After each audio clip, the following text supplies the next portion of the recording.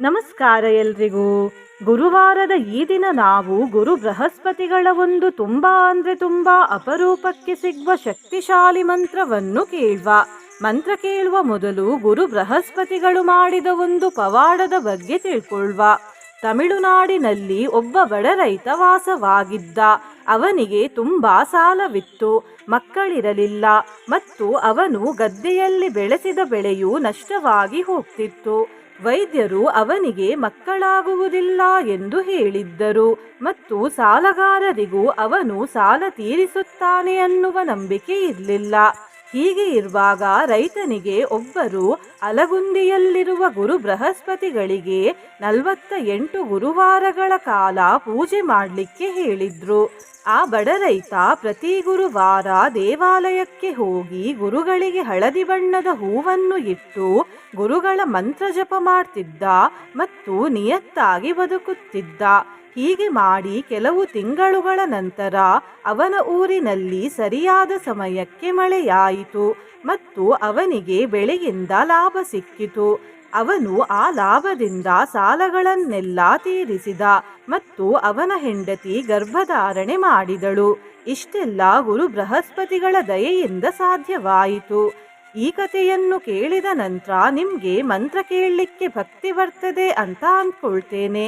ಈ ಮಂತ್ರವನ್ನು 48 ಗುರುಗಳ ಕಾಲ ಭಕ್ತಿಯಿಂದ ಕೇಳಿದ್ರೆ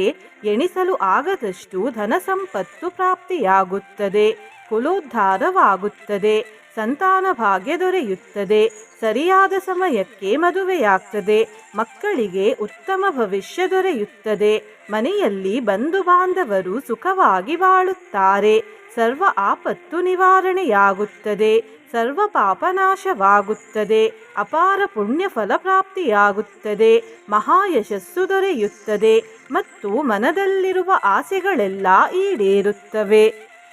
ನಿನ್ನೆ ನಾನು ಕೇಳಿದ ಪ್ರಶ್ನೆ ಶ್ರೀಕೃಷ್ಣ ದೇವರ ಜನ್ಮ ನಕ್ಷತ್ರ ಯಾವುದು ಎಂದು. ಈ ಪ್ರಶ್ನೆಗೆ ಸರಿ ಉತ್ತರ ಡಿ ರೋಹಿಣಿ ನಕ್ಷತ್ರ. ಸರಿ ಉತ್ತರ ಕೊಟ್ಟವರಲ್ಲಿ ಒಬ್ಬರ ಹೆಸರು ಕಾಶಪ್ಪ ಗುಜ್ಜಟ್ಟಿ. ಕಾಶಪ್ಪ ಅವರೇ ಭಕ್ತಿ ಮಾಡುವುದನ್ನು ಮುಂದುವರಿಸಿ ಅಂತ ಹೇಳ್ತಾ ಇವತ್ತಿನ ಪ್ರಶ್ನೆಯನ್ನು ನೋಡುವ. ಗುರು ಬೃಹಸ್ಪತಿಗಳ ಪತ್ನಿಯ ಹೆಸರೇನು? A Subhadra Devi, B Taradevi, C Yashoda Devi, D Kausalyadevi. ಈ ಪ್ರಶ್ನೆಗೆ ಸರಿಯುತ್ತರ ಕೊಟ್ಟವರಲ್ಲಿ ಒಬ್ಬರ ಹೆಸರನ್ನು ನಾಳಿನ ವಿಡಿಯೋದಲ್ಲಿ ಹೇಳ್ತೇನೆ. ಬನ್ನಿ ಈಗ ಈ ಶಕ್ತಿಶಾಲಿ ಗುರು ಬೃಹಸ್ಪತಿ ಮಂತ್ರವನ್ನು 108 ಬಾರಿ ಭಕ್ತಿಯಿಂದ ಕೇಳುವ. ಅದಕ್ಕಿಂತ ಮುಂಚೆ ಓಂ ನಮೋ ಬೃಹಸ್ಪತಿ ಎಂದು ಕಮೆಂಟ್ ಮಾಡಿ. ಚಾನಲಿಗೆ ಹೊಸಬ್ರಾಗಿದ್ದರೆ ಚಾನಲನ್ನು ಸಬ್ಸ್ಕ್ರೈಬ್ ಮಾಡಿ, ಹತ್ತಿರ ಇರುವ ಬೆಲ್ ಬಟನ್ ಪ್ರೆಸ್ ಮಾಡಿ, ಆಲ್ ಅನ್ನುವ ಆಪ್ಷನ್ ಅನ್ನು ಸಿಲೆಕ್ಟ್ ಮಾಡಿ. ಸರ್ವ ವೇದಾರ್ಥ ತತ್ವಜ್ಞಃ ಸರ್ವಾಪದ್ವಿನಿವಾರಕಃ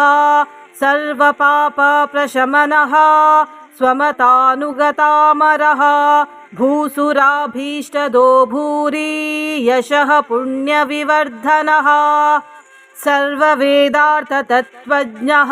ಸರ್ವಾಪದ್ವಿನಿವಾರಕಃ ಸರ್ವ ಪಾಪ ಪ್ರಶಮನಃ ಸ್ವಮತಾನುಗತಾಮರಃ ಭೂಸುರಾಭೀಷ್ಟದೋ ಭೂರಿ ಯಶಃ ಪುಣ್ಯ ವಿವರ್ಧನಃ. ಸರ್ವ ವೇದಾರ್ಥ ತತ್ವಜ್ಞಃ ಸರ್ವಾಪದ್ವಿನಿವಾರಕಃ ಸರ್ವ ಪಾಪ ಪ್ರಶಮನಃ ಸ್ವಮತಾನುಗತಾಮರಃ ಭೂಸುರಾಭೀಷ್ಟದೋ ಭೂರಿ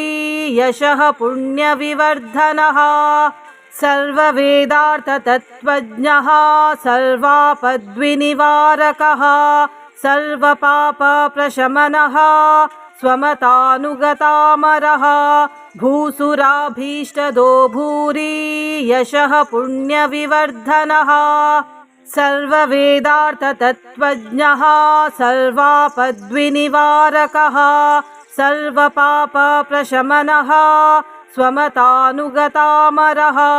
ಭೂಸುರಾಭೀಷ್ಟದೋ ಭೂರಿ ಯಶಃ ಪುಣ್ಯ ವಿವರ್ಧನಃ. ಸರ್ವ ವೇದಾರ್ಥ ತತ್ವಜ್ಞಃ ಸರ್ವಾಪದ್ವಿನಿವಾರಕಃ ಸರ್ವ ಪಾಪ ಪ್ರಶಮನಃ ಸ್ವಮತಾನುಗತಾಮರಃ भूसुराभीष्टदो भूरि यशः पुण्यविवर्धनः सर्ववेदार्थतत्त्वज्ञः सर्वापद्विनिवारकः सर्वपापप्रशमनः स्वमतानुगतामरः भूसुराभीष्टदो भूरि यशः पुण्यविवर्धनः सर्ववेदार्थतत्त्वज्ञः सर्वापद्विनिवारकः सर्वपापप्रशमनः स्वमतानुगतामरः भूसुराभीष्टदो भूरि यशः पुण्यविवर्धनः सर्ववेदार्थतत्त्वज्ञः सर्वापद्विनिवारकः सर्वपापप्रशमनः स्वमतानुगतामरः भूसुराभीष्टदो भूरि यशः पुण्यविवर्धनः सर्ववेदार्थतत्त्वज्ञः सर्वापद्विनिवारकः सर्वपापप्रशमनः स्वमतानुगतामरः भूसुराभीष्टदो भूरि यशः पुण्यविवर्धनः सर्ववेदार्थतत्त्वज्ञः सर्वापद्विनिवारकः सर्वपापप्रशमनः स्वमतानुगतामरः भूसुराभीष्टदो भूरि यशः पुण्यविवर्धनः सर्ववेदार्थतत्त्वज्ञः सर्वापद्विनिवारकः सर्वपापप्रशमनः स्वमतानुगतामरः भूसुराभीष्टदो भूरि यशः पुण्यविवर्धनः सर्ववेदार्थतत्त्वज्ञः सर्वापद्विनिवारकः सर्वपापप्रशमनः स्वमतानुगतामरः भूसुराभीष्टदो भूरि यशः पुण्यविवर्धनः सर्ववेदार्थतत्त्वज्ञः सर्वापद्विनिवारकः सर्वपापप्रशमनः स्वमतानुगतामरः भूसुराभीष्टदो भूरि यशः पुण्यविवर्धनः सर्ववेदार्थतत्त्वज्ञः सर्वापद्विनिवारकः सर्वपापप्रशमनः स्वमतानुगतामरः भूसुराभीष्टदो भूरि यशः पुण्यविवर्धनः सर्ववेदार्थतत्त्वज्ञः सर्वापद्विनिवारकः सर्वपापप्रशमनः स्वमतानुगतामरः भूसुराभीष्टदो भूरि यशः पुण्यविवर्धनः सर्ववेदार्थतत्त्वज्ञः सर्वापद्विनिवारकः सर्वपापप्रशमनः स्वमतानुगतामरः भूसुराभीष्टदो भूरि यशः पुण्यविवर्धनः सर्ववेदार्थतत्त्वज्ञः सर्वापद्विनिवारकः सर्वपापप्रशमनः स्वमतानुगतामरः भूसुराभीष्टदो भूरि यशः पुण्यविवर्धनः सर्ववेदार्थतत्त्वज्ञः सर्वापद्विनिवारकः सर्वपापप्रशमनः स्वमतानुगतामरः भूसुराभीष्टदो भूरि यशः पुण्यविवर्धनः सर्ववेदार्थतत्त्वज्ञः सर्वापद्विनिवारकः सर्वपापप्रशमनः स्वमतानुगतामरः भूसुराभीष्टदो भूरि यशः पुण्यविवर्धनः सर्ववेदार्थतत्त्वज्ञः सर्वापद्विनिवारकः सर्वपापप्रशमनः स्वमतानुगतामरः भूसुराभीष्टदो भूरि यशः पुण्यविवर्धनः सर्ववेदार्थतत्त्वज्ञः सर्वापद्विनिवारकः सर्वपापप्रशमनः स्वमतानुगतामरः भूसुराभीष्टदो भूरि यशः पुण्यविवर्धनः सर्ववेदार्थतत्त्वज्ञः सर्वापद्विनिवारकः सर्वपापप्रशमनः स्वमतानुगतामरः भूसुराभीष्टदो भूरि यशः पुण्यविवर्धनः सर्ववेदार्थतत्त्वज्ञः सर्वापद्विनिवारकः सर्वपापप्रशमनः स्वमतानुगतामरः भूसुराभीष्टदो भूरि यशः पुण्यविवर्धनः सर्ववेदार्थतत्त्वज्ञः सर्वापद्विनिवारकः सर्वपापप्रशमनः स्वमतानुगतामरः भूसुराभीष्टदो भूरि यशः पुण्यविवर्धनः सर्ववेदार्थतत्त्वज्ञः सर्वापद्विनिवारकः सर्वपापप्रशमनः स्वमतानुगतामरः भूसुराभीष्टदो भूरि यशः पुण्यविवर्धनः सर्ववेदार्थतत्त्वज्ञः सर्वापद्विनिवारकः सर्वपापप्रशमनः स्वमतानुगतामरः भूसुराभीष्टदो भूरि यशः पुण्यविवर्धनः सर्ववेदार्थतत्त्वज्ञः सर्वापद्विनिवारकः सर्वपापप्रशमनः स्वमतानुगतामरः भूसुराभीष्टदो भूरि यशः पुण्यविवर्धनः सर्ववेदार्थतत्त्वज्ञः सर्वापद्विनिवारकः सर्वपापप्रशमनः स्वमतानुगतामरः भूसुराभीष्टदो भूरि यशः पुण्यविवर्धनः सर्ववेदार्थतत्त्वज्ञः सर्वापद्विनिवारकः सर्वपापप्रशमनः स्वमतानुगतामरः भूसुराभीष्टदो भूरि यशः पुण्यविवर्धनः सर्ववेदार्थतत्त्वज्ञः सर्वापद्विनिवारकः सर्वपापप्रशमनः स्वमतानुगतामरः भूसुराभीष्टदो भूरि यशः पुण्यविवर्धनः सर्ववेदार्थतत्त्वज्ञः सर्वापद्विनिवारकः सर्वपापप्रशमनः स्वमतानुगतामरः भूसुराभीष्टदो भूरि यशः पुण्यविवर्धनः सर्ववेदार्थतत्त्वज्ञः सर्वापद्विनिवारकः सर्वपापप्रशमनः स्वमतानुगतामरः भूसुराभीष्टदो भूरि यशः पुण्यविवर्धनः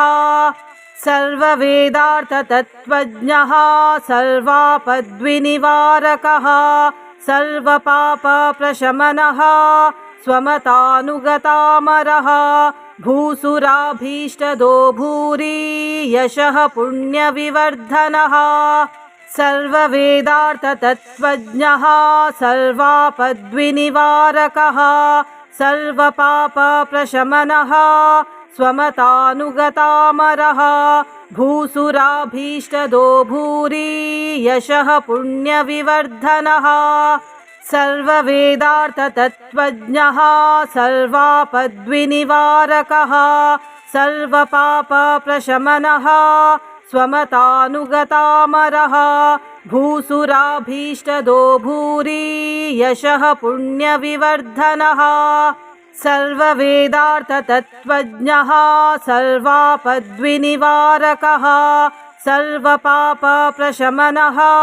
स्वमतानुगतामरः भूसुराभीष्टदो भूरि यशः पुण्यविवर्धनः सर्ववेदार्थतत्त्वज्ञः सर्वापद्विनिवारकः सर्वपापप्रशमनः स्वमतानुगतामरः भूसुराभीष्टदो भूरि यशः पुण्यविवर्धनः सर्ववेदार्थतत्त्वज्ञः सर्वापद्विनिवारकः सर्वपापप्रशमनः स्वमतानुगतामरः भूसुराभीष्टदो भूरि यशः पुण्यविवर्धनः सर्ववेदार्थतत्त्वज्ञः सर्वापद्विनिवारकः सर्वपापप्रशमनः स्वमतानुगतामरः भूसुराभीष्टदो भूरि यशः पुण्यविवर्धनः सर्ववेदार्थतत्त्वज्ञः सर्वापद्विनिवारकः सर्वपापप्रशमनः स्वमतानुगतामरः भूसुराभीष्टदो भूरि यशः पुण्यविवर्धनः सर्ववेदार्थतत्त्वज्ञः सर्वापद्विनिवारकः सर्वपापप्रशमनः स्वमतानुगतामरः भूसुराभीष्टदो भूरि यशः पुण्यविवर्धनः सर्ववेदार्थतत्त्वज्ञः सर्वापद्विनिवारकः सर्वपापप्रशमनः स्वमतानुगतामरः भूसुराभीष्टदो भूरि यशः पुण्यविवर्धनः सर्ववेदार्थतत्त्वज्ञः सर्वापद्विनिवारकः सर्वपापप्रशमनः स्वमतानुगतामरः भूसुराभीष्टदो भूरि यशः पुण्यविवर्धनः सर्ववेदार्थतत्त्वज्ञः सर्वापद्विनिवारकः सर्वपापप्रशमनः स्वमतानुगतामरः भूसुराभीष्टदो भूरि यशः पुण्यविवर्धनः सर्ववेदार्थतत्त्वज्ञः सर्वापद्विनिवारकः सर्वपापप्रशमनः स्वमतानुगतामरः भूसुराभीष्टदो भूरि यशः पुण्यविवर्धनः सर्ववेदार्थतत्त्वज्ञः सर्वापद्विनिवारकः सर्वपापप्रशमनः स्वमतानुगतामरः भूसुराभीष्टदो भूरि यशः पुण्यविवर्धनः सर्ववेदार्थतत्त्वज्ञः सर्वापद्विनिवारकः सर्वपापप्रशमनः स्वमतानुगतामरः भूसुराभीष्टदो भूरि यशः पुण्यविवर्धनः सर्ववेदार्थतत्त्वज्ञः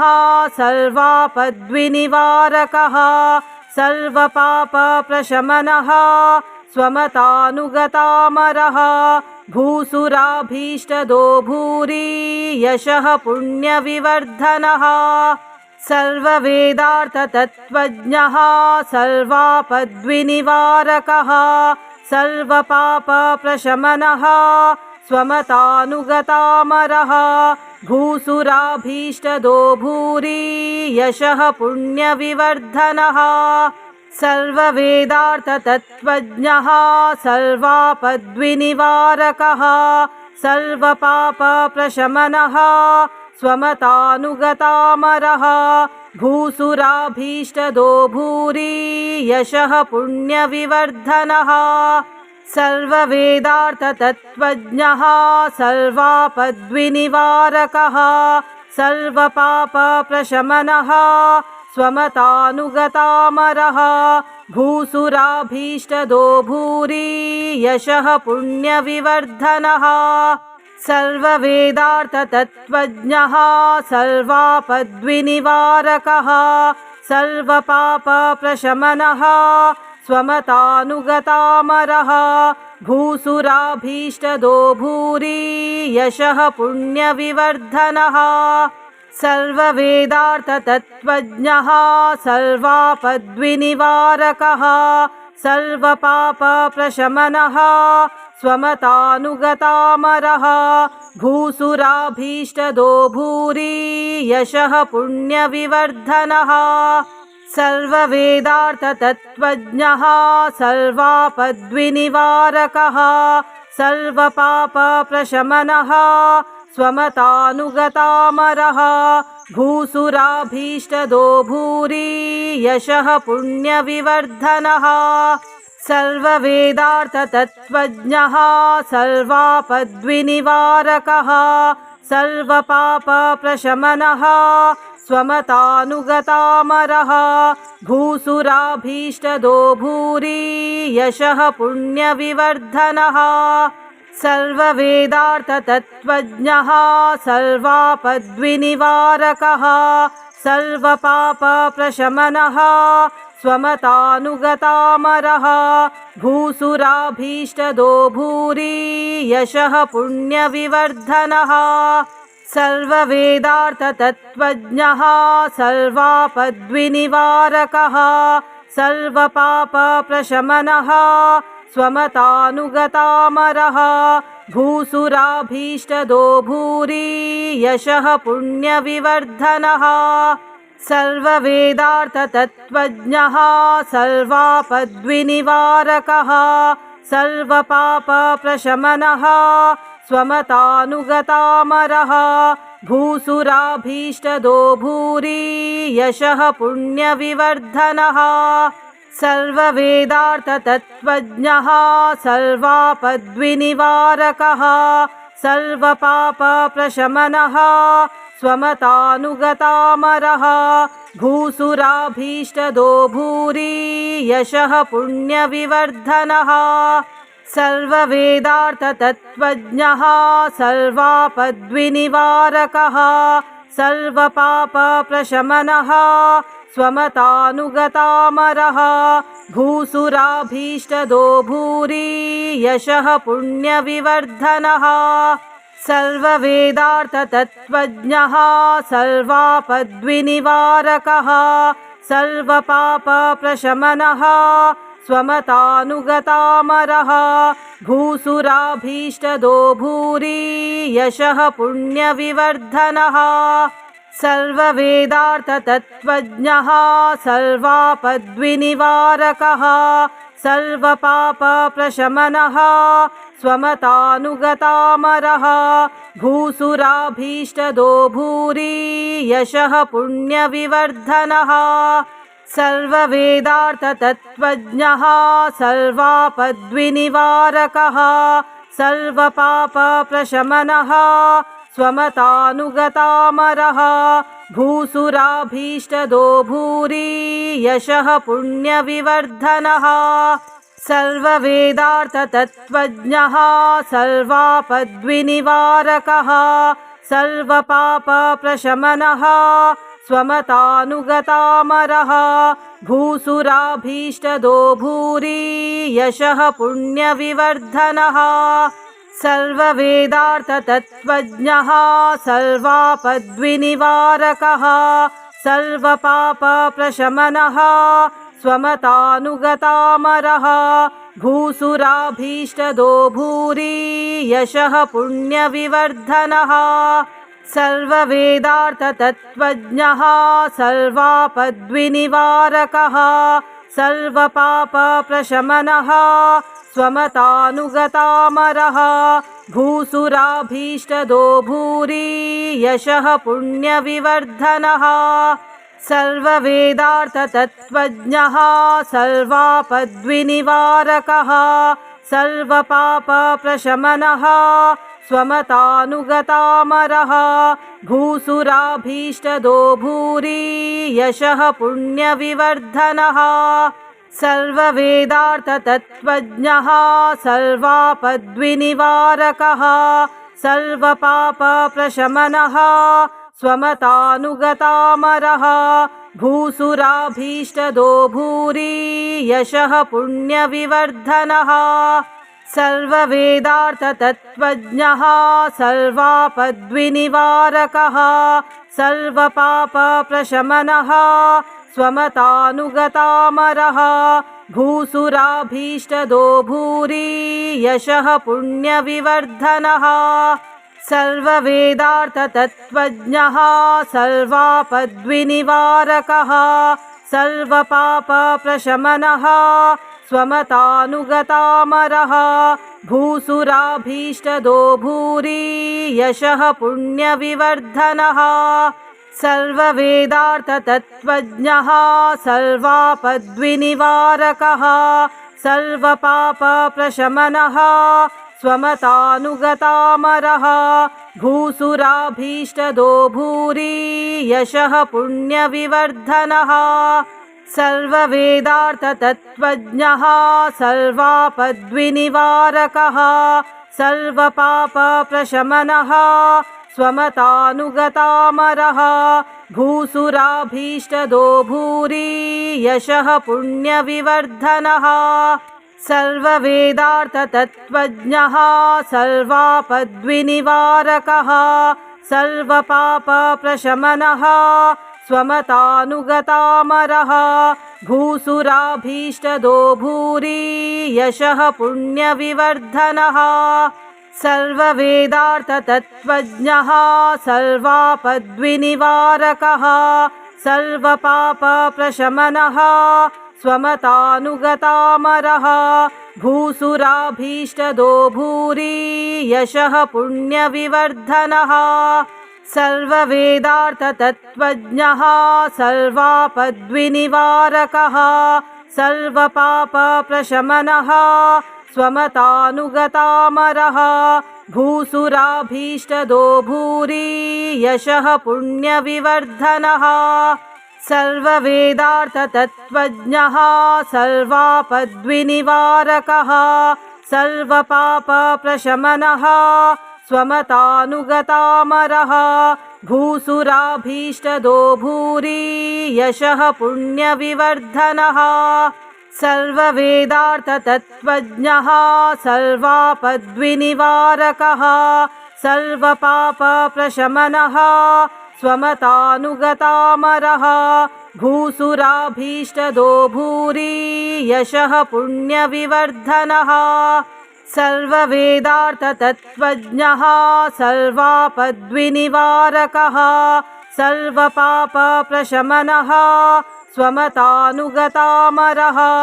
भूसुराभीष्टदो भूरि यशः पुण्यविवर्धनः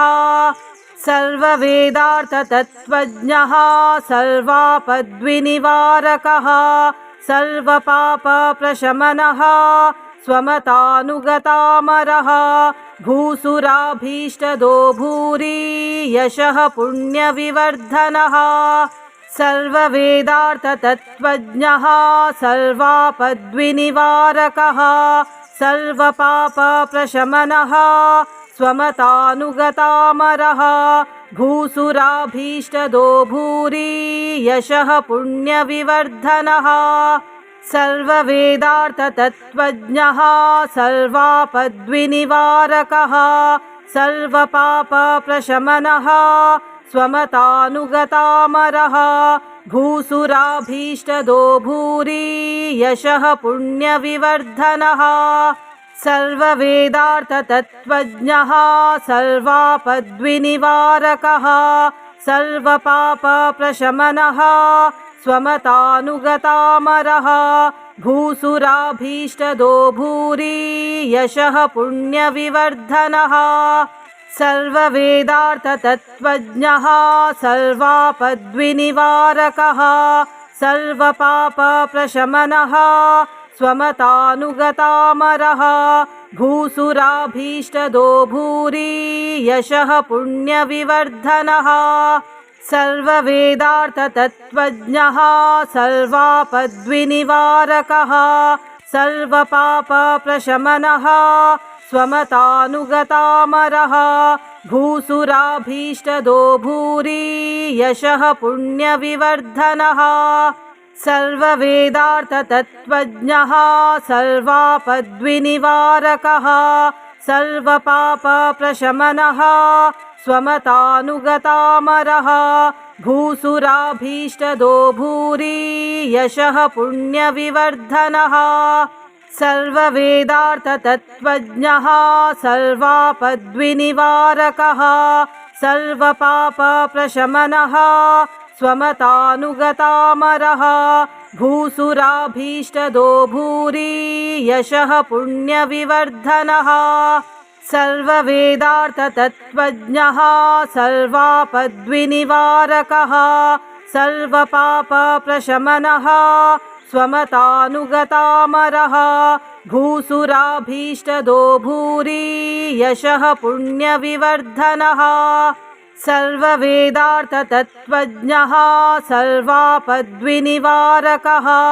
सर्वपापप्रशमनः स्वमतानुगतामरः भूसुराभीष्टदो भूरि यशः पुण्यविवर्धनः सर्ववेदार्थतत्त्वज्ञः सर्वापद्विनिवारकः सर्वपापप्रशमनः स्वमतानुगतामरः भूसुराभीष्टदो भूरि यशः पुण्यविवर्धनः सर्ववेदार्थतत्त्वज्ञः सर्वापद्विनिवारकः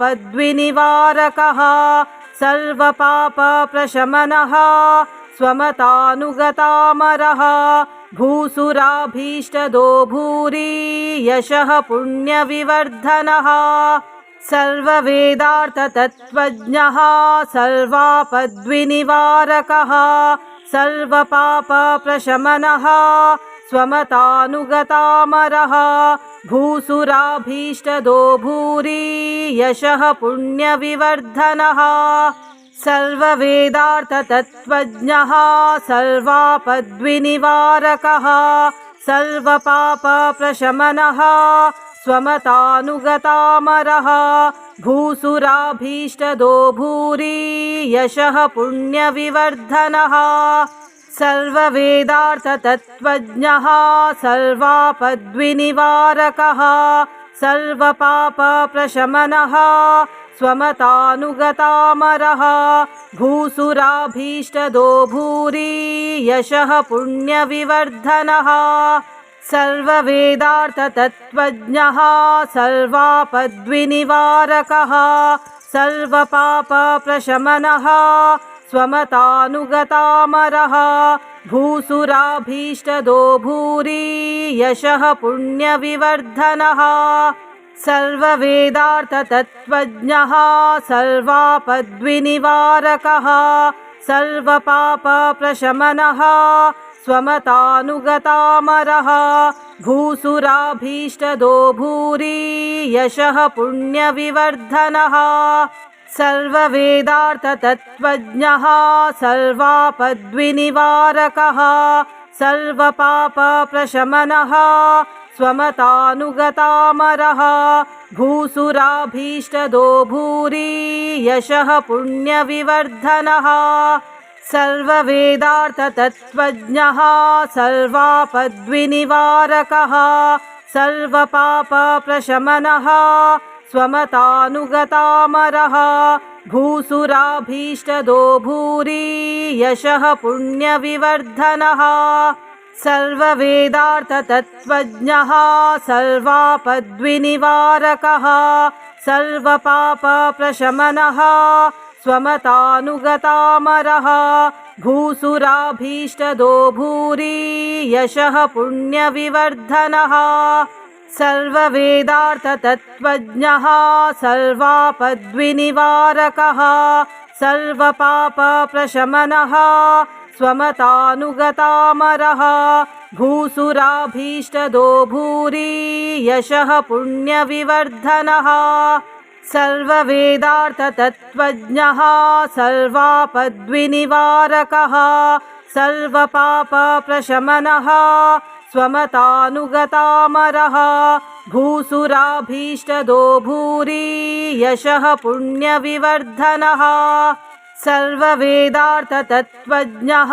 सर्वापद्विनिवारकः सर्वपापप्रशमनः स्वमतानुगतामरः भूसुराभीष्टदो भूरि यशः पुण्यविवर्धनः सर्ववेदार्थतत्त्वज्ञः सर्वापद्विनिवारकः सर्वपापप्रशमनः स्वमतानुगतामरः भूसुराभीष्टदो भूरि यशः पुण्यविवर्धनः सर्ववेदार्थतत्त्वज्ञः सर्वापद्विनिवारकः सर्वपापप्रशमनः स्वमतानुगतामरः भूसुराभीष्टदो भूरि यशः पुण्यविवर्धनः सर्ववेदार्थतत्त्वज्ञः सर्वापद्विनिवारकः सर्वपापप्रशमनः स्वमतानुगतामरः भूसुराभीष्टदो भूरि यशः पुण्यविवर्धनः सर्ववेदार्थतत्त्वज्ञः सर्वापद्विनिवारकः सर्वपापप्रशमनः स्वमतानुगतामरः भूसुराभीष्टदो भूरि यशः पुण्यविवर्धनः सर्ववेदार्थतत्त्वज्ञः सर्वापद्विनिवारकः सर्वपापप्रशमनः स्वमतानुगतामरः भूसुराभीष्टदो भूरि यशः पुण्यविवर्धनः सर्ववेदार्थतत्त्वज्ञः सर्वापद्विनिवारकः सर्वपापप्रशमनः स्वमतानुगतामरः भूसुराभीष्टदो भूरि यशः पुण्यविवर्धनः